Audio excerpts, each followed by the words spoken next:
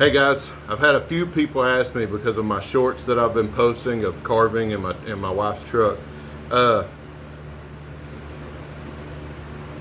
do I sharpen my knives? How do I keep my knives sharp? So today I'm going to show you. About 30 seconds ago, I made a brand new strop and everything else. These are not the ones that I usually use. These are some that I made just for instructional purposes. But just to prove that they're going to work, I'm going to use them today. All right, so stick around. Let's sharpen some knives and see if they work.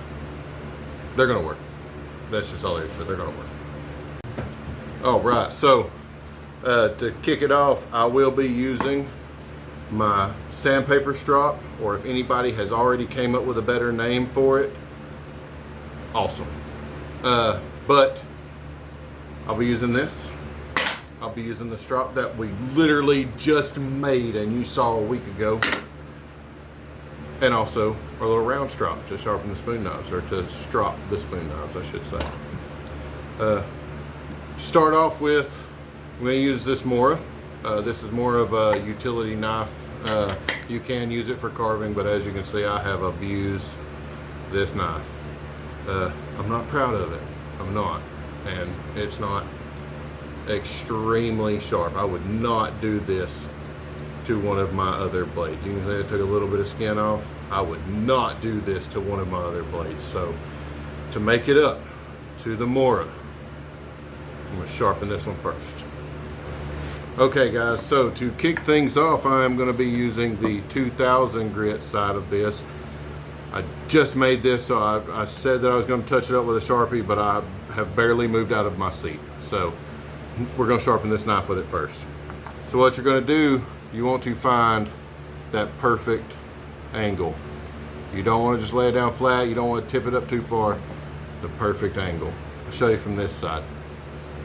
So see, if you lay it down flat, you see that black line, how you have a gap. All right, when you stand it up too far, you're sitting on the blade. So you just want that black gap to disappear. Once it disappears like that, then you are in the blade. You are on the edge of it. You are perfect. So always push away from you on your first stroke. It basically follow the spine of the knife and count them out too. So that's 1, 2, 3, 4, 5. I said push away from you because I was pushing away from you, but you follow the spine of your knife. You see how much shinier already? Look at that. Holy cow. I'm going to do it again right here. 1, 2, 3, 4, 5. And that is basically just a super strop. You see the line right there where that part didn't get touched? Of course, I'll touch it this time. Look out there. You can almost see the reflection in it. It's awesome. All right, so I'm gonna go nuts with this. Let me tip you up a little bit. I'm gonna go nuts with this right quick, and we'll get it sharpened up. 1, 2. You see how I'm turning the blade? I am following the edge around that curve right there. 3, 4, 5. And you can do this to 100. It doesn't matter. But I usually go 5 or 10. 1, 2, 3, 4, 5. Do it one more time right here. It looks like it got a little bit of a roll in my blade there, because it kind of grabbed the, man, you can already feel it's already gotten so much better. I'm gonna do it a little quicker.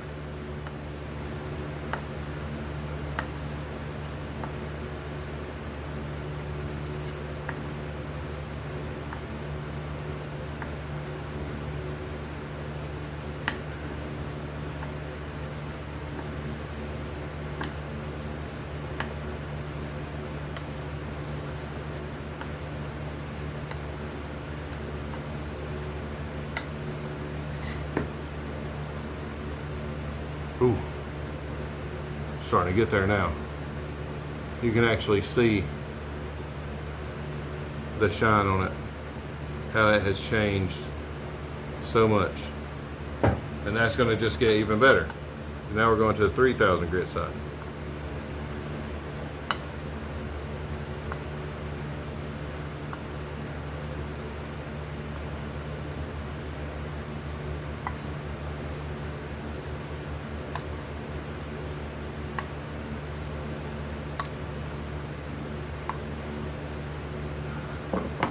It usually doesn't take too much on that side.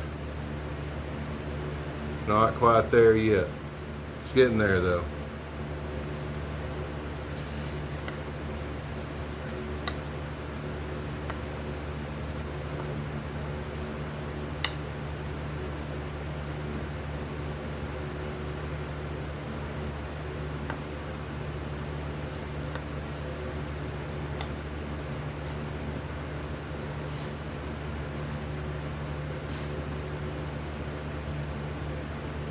Starting to grab at it.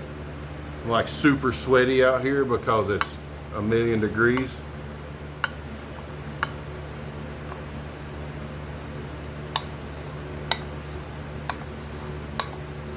Like I said, this knife has been abused, so it is not. Might take a little bit more than like one of my wood carving knives.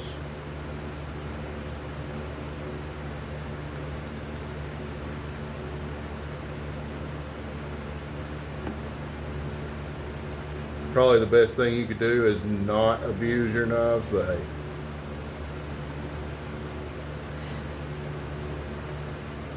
You're starting to get there.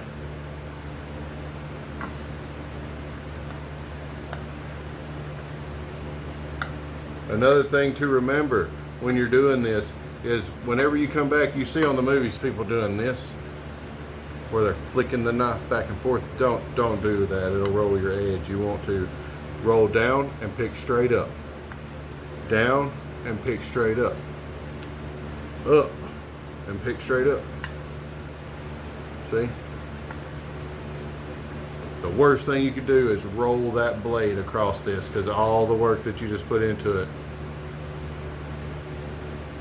was for nothing.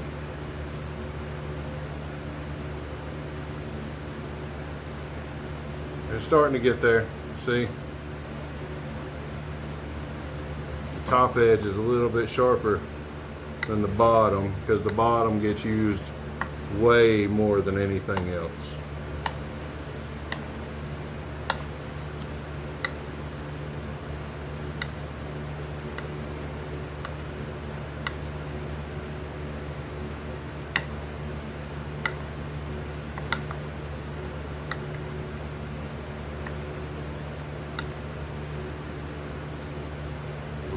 Ooh, that's feeling nice now.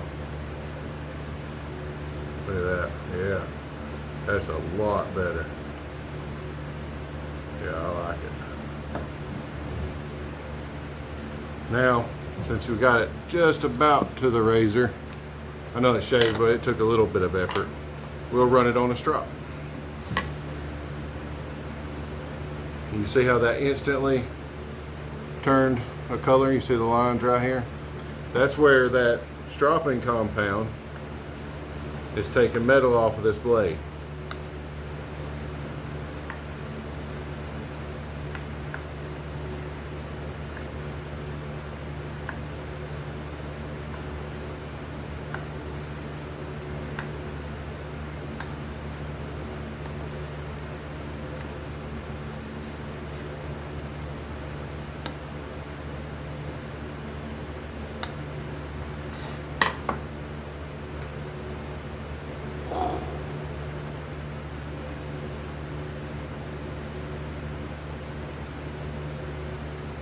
So that right there has got it shaven. That knife is pretty dang sharp. We can go a little bit more on it. We can make it scary sharp. But for the utility purposes that I use for this knife, this is just about perfect.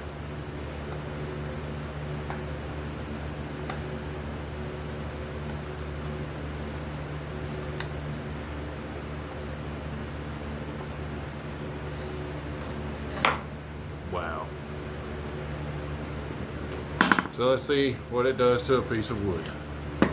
Now, of course, like I said, this is not my carving knife. I may use this to, you know, get a little bit of the big meaty part of the wood off, but really, I think the last thing I used this for was to skin some animal. And then I probably used it to cut wire or something, there's no telling. But let's see. Took the bark off pretty good. Let's get a curl going. I mean, it's all right. It's not the best I've ever seen. See, a little bit of a curl.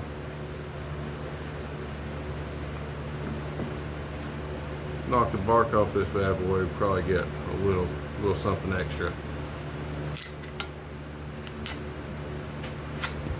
See, for great big material removal, it's perfect. All right, let's get a curl going.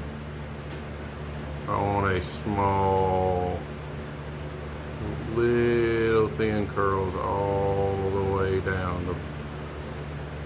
I mean, it works pretty good.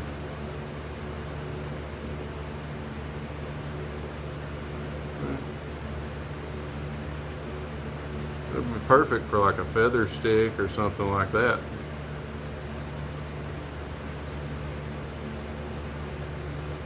So that makes that blade pretty sharp right there. Those are some fine curls. Alright. Just because it's so much fun, I'll do another one. There we go. So, for a utility blade, this one is, I mean, it's good to go.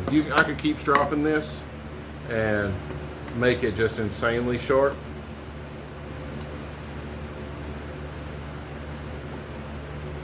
Like I would my carving knives. But instead of spending a lot of time doing that, I could probably take one of these curls and cut another curl off of it with this knife now. And just split it, but you get the gist. This knife is pretty sharp now. I think it'll work for what I'm going to use it for. Now on to the other knives, some of my wood carving knives. Now, this knife, you've probably seen in a few videos, has never ever seen a stone. This is my morakniv knife. I have never once used a wet rock on this. I've never even used sandpaper on it. It has only ever seen a strop. Look, you can actually see the reflection in it. Like, there's the roof, and it comes down to the light, and it comes all the way back down. There's some tape all the way back down to, this looks like part of the camera tripod, maybe. Yep, there was a camera tripod, but I can probably show you the camera. It's in the light. You see me holding the knife? That is how smooth the side of that blade is. You can actually see me holding the knife in the knife that I'm holding. I have never once used a stone or sandpaper on this knife. It only ever receives the strop.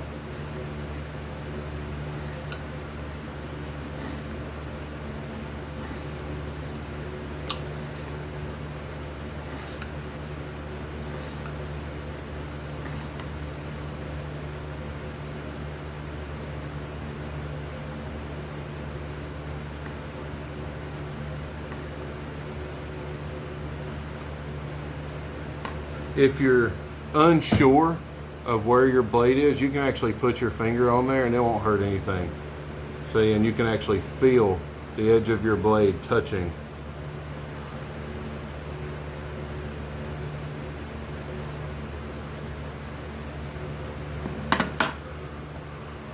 So that right there, because this was already pretty sharp, and I'm not dulling my knives for a demonstration. I used a dull knife to show you how fast you can sharpen it with these, but this is how you know your knife is sharp. From end to end, a curl that is just super fine. And I could probably get a smaller one off, but for a wood carving blade, you want it to be ridiculously sharp. The sharper it is, the better it is. The sharper it is, the safer it is.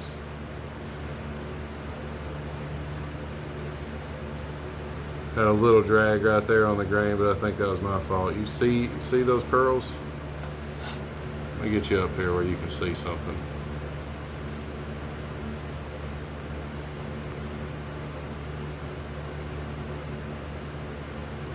Look at that. I went in a little deep right there, but Shirley Temple ain't got nothing on these curls.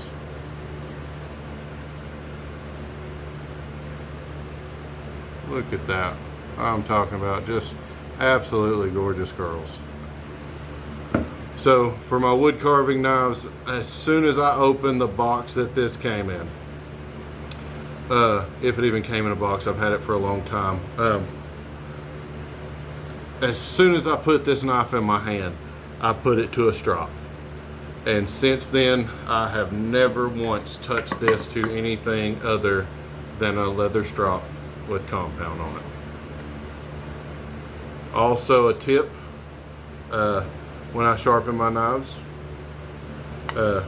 especially if I'm using them, when I carve with them, I will sharpen them usually before I start carving, and probably, you know, every 20 minutes or so, I may hit it on the strop one more time, just 3 or 4 or 5 passes.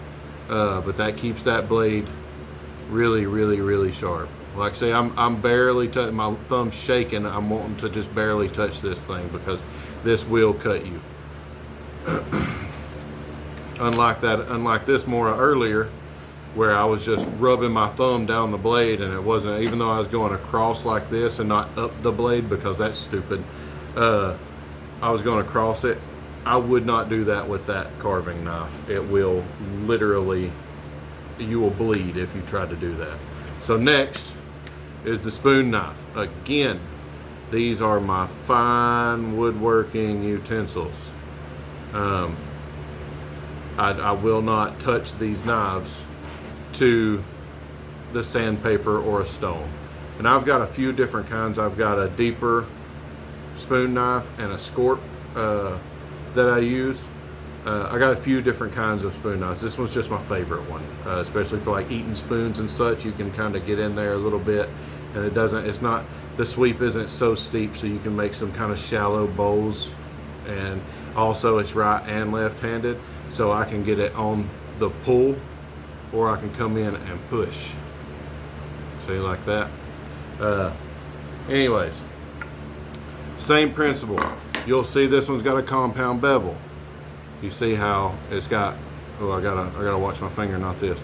You see how it's got this bevel here, and then this bevel, see, all the way up to that peak right there. So it's one bevel and then another one. So it's a compound bevel, bi-bevel, whatever you want to call it.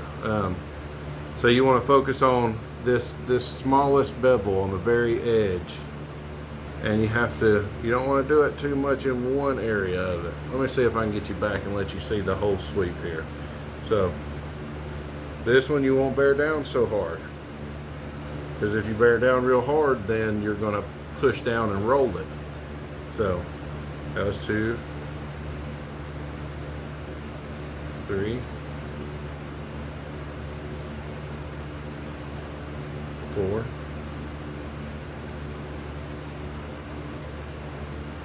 5. Now, you don't really have to count these because you're not going to flip it over and do the same on the other side. Both of them are individual bevels, but the reason that I do it is just to maintain that habit of doing it. So after you've stropped the outside of the bevel, you want to strop this inner part of the knife too. And you want to hold it as flat as you can when you do this, You don't want to tip it over, but at the same time, you don't want to hold it directly flat, because then it'll run into your other blade and roll that blade too. So just barely tip it up. Not like this, just barely tip it up. And just run it down it, just like that. See that? You do that on the other side as well. But for this demonstration, and just to make the video a little bit shorter for everybody who has a low attention span like I do, we're gonna leave it like that. So I'm gonna knock the bark off of this right quick. See that? Man, I know the bark's soft, but God, that thing just chews right there. Look at that. Even into the wood. That is great.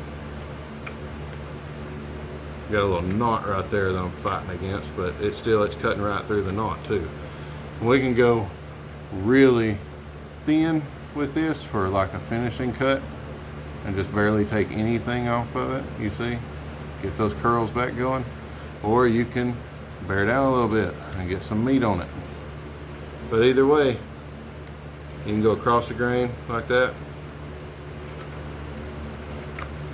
I picked up some bark on it, but that's just bark.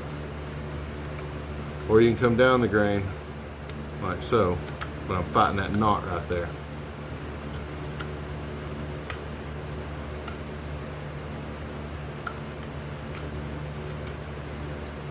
But either way, this thing is really sharp. I have had so many band-aids on my thumb from this knife alone. And you can probably come down here and get it to do a little curling for you on the edge, just to show you the curls, because everybody likes the curls. Yeah. See if I can get a little finer ones. Ooh, look at that one. Everybody loves the curls.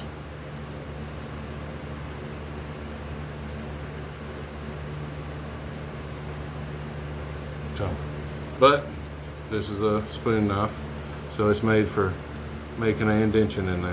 You see that? And it will just eat. Look at that. Even across that knot, you hear it kind of clicking, but it's still coming off of it.